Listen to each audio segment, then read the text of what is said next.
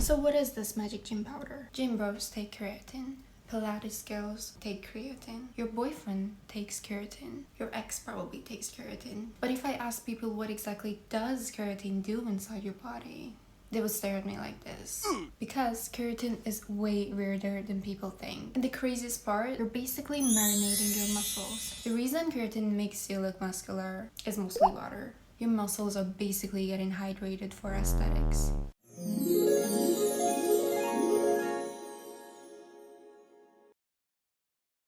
So first, keratin is not a steroid, it's not testosterone, it's not some artificial bullshit.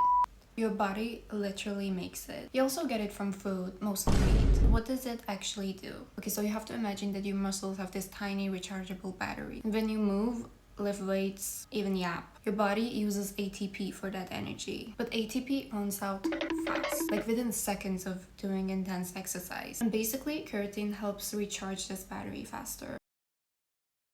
Now this is the part that everyone notices. You start keratin and suddenly you look bigger. No, you did not gain 4 kilograms of muscle in 6 days. What actually happens is keratin pulls water inside the muscle. So basically your muscles become more hydrated. Which sounds fake, but the hydrated muscles, they look stronger, bigger, and even perform better. This is where people misunderstand it. So it doesn't magically build muscle, but only helps you perform slightly better. One more rep, a little bit more power, and over time it can translate into more muscle growth. It helps create the condition for the muscle. Let's talk about 2 things that everyone panics about.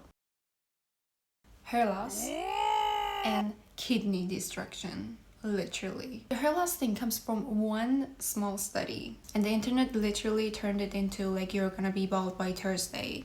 And currently, there is no strong evidence that keratin is going to cause hair loss in normal, healthy people. Kidneys. This is more complicated because keratin can increase the amount of creatinine that we have inside the blood tests. And doctors usually use creatinine to evaluate the kidney function. But elevated creatinine automatically doesn't mean kidney damage. Your body is just processing more creatine. Obviously, if someone has a kidney disease, that's a whole different conversation.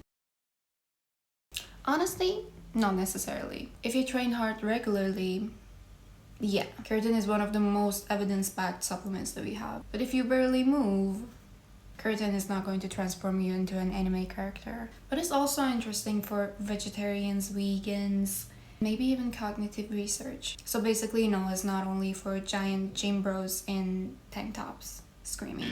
So after all of this, keratin is probably one of the few supplements that does deserve the hype. But the internet turned it into magic powder or poison. And the truth is way less dramatic. If you want the next episode, I'm thinking collagen, which just might be the most misunderstood supplement on earth because people think they're drinking skin or something.